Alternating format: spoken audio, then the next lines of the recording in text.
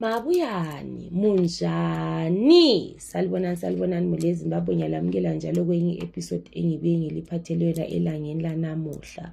Ithi ngitsho okuphakathi kwenhliziyo yami ngoba kunzima. Sabona macho unjani? Ibizo uzathi nguNtando. Ngingumfazi, ngileminyaka engu-37. Kunzima kodwa ithi ngitsho. Thina sazalwa singu-8. 4 girls le 4 boys. Mina ngiyi-second from last. Ngile 3 years ngikumarriage. Ngekhaya kulomthetho ukuthi ubaba wethu nguye olala lathi first before any man. Abafana bayathatha omalukazana, ubaba nguye olala labo malukazana first, obhuti bethu bengakalali labo. Ungayekela vele awusoke uyende uhlale lo mfazi wakho. Mina ngatshelwa ngalowo mthetho ngile 16 years, ngayala ukulalela. Kwaba nzima kimi ukuthi ubaba wami engikhuphe ubunkazana bami.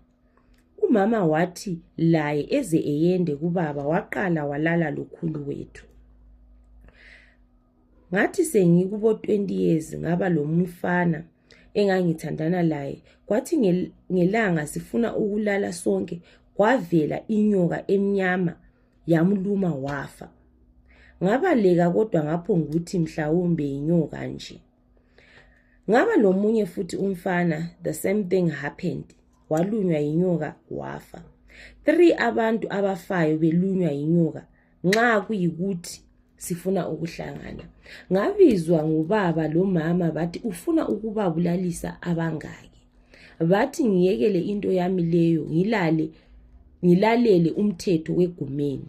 So ngazama ukukhuleka kodwa ngagcina sengigive up.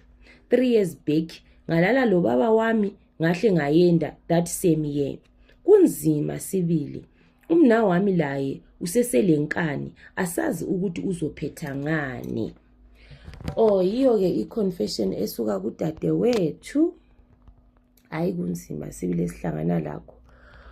Uyabusuthi usuzwe zonke izindaba zonke kodwa mawungahlangana lezi nje so uyabona ukuthi kunzima.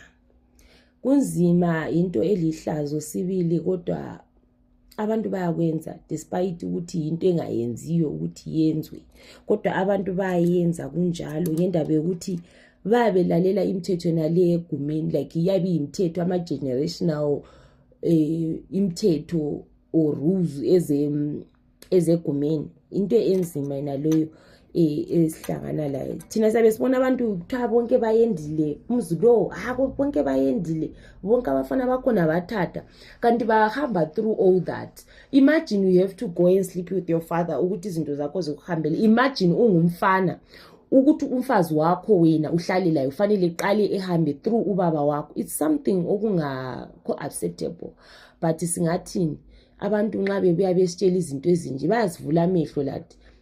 Lawo ungahawukeli mawusubona abantu behlezi ezindlini, behlezi labafazi bawo, behlezi labo baba babo obeyendile. Uthi lami ngiyafisa.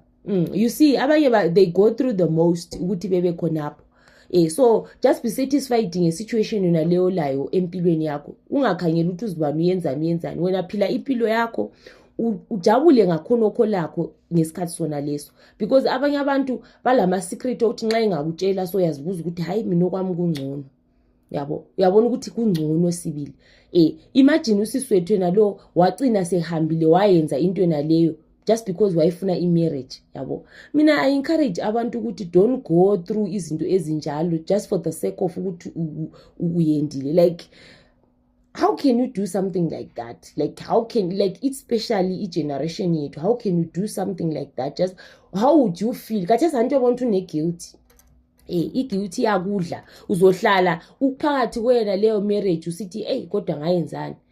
Like the rest of your life yabu ngekho happy. Like cabanga obhuti bangikhona uzohlala the rest of your life ukwazi ukuthi umfazi wakho ubaba wakho ngiwaqala ngaye. What if isisu singabamba? What if something happens? Imagine marriage yankhona it doesn't have that dignity efanele ibe nayo. Lawe nxa ule lokhu zen ungumfazi uyendile endodeni yakho, you won't feel dignity yona leyo, you just feel disgusted ngempilo yakho, you feel ukuthi hayi lokho akukho right. But singayenzani? Abantu they go through izinto ezinje and kuyayenzakala but uyabe ungakwazi yabo mawusokuphuma so yikho ubona konke hey impilo inzima, impilo iyahlaba. Ngiyabonga kakhulu ngokulalela. Please comment, like and share and also subscribe to channel yethu. Ngiyabonga, ndaboga.